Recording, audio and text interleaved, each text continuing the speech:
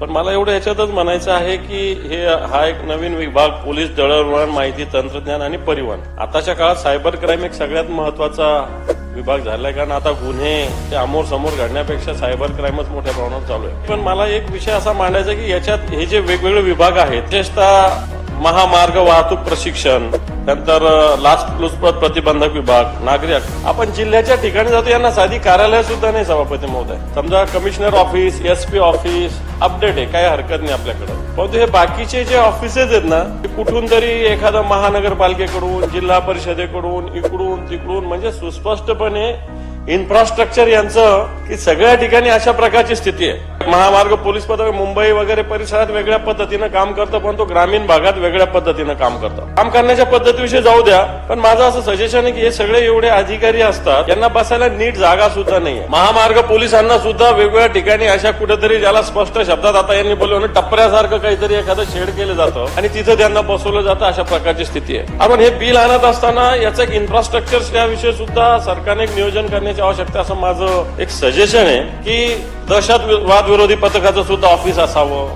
महामार्ग सुरक्षा पथकाचं सुद्धा ऑफिस असावं, अपडेट असावं, चांगलं असावं. आता तुम्ही दळणवळण वगैरे करणार आहात तर त्याला कशा पद्धतीने येणार का, सायबर क्राईम साठी सुद्धा तिथले एसपी, तिथले पोलीस कमिशनर त्यांच्या पद्धतीनं पालकमंत्र्यांना भेटून डीपीसीच्या माध्यमातून काही ना काही यंत्रणा उभी करण्याचा प्रयत्न करतात. राज्य स्तरावर अशी जशी पाहिजे तसं प्रभावी अजूनही या सगळ्या विभागाकडे लक्ष दिलं जात नाही असं माझं मत आहे. मला वाटतं हे विधेयक येत असताना या सगळ्या विषयाचा सुद्धा विचार करण्याची आवश्यकता आहे. आता काय होतं, जो पोलीस भरतीमध्ये केला जातो त्याच्यातलाच एखादा माणूस निवडून याच्याकडे केला जातो. माझं याच्यात सजेशन आहे की स्पेसिफिक त्याच कामासाठी निवडला गेला पाहिजे.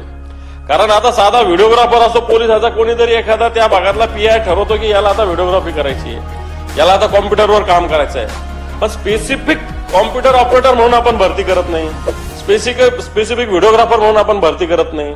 अशा प्रकारचं या सगळ्या याच्यामध्ये पोलीस दलातले या नवनवीन विभाग निर्माण होताना अशा प्रकारचे इश्यूज आहेत. पण सगळ्यात महत्वाचं इन्फ्रास्ट्रक्चर यांचं टोटल महाराष्ट्रामध्ये एकसारखं करण्याचं सुद्धा नियोजन येणार काळात व्हावं, अशा प्रकारची अपेक्षा मी सरकारकडून व्यक्त करतो.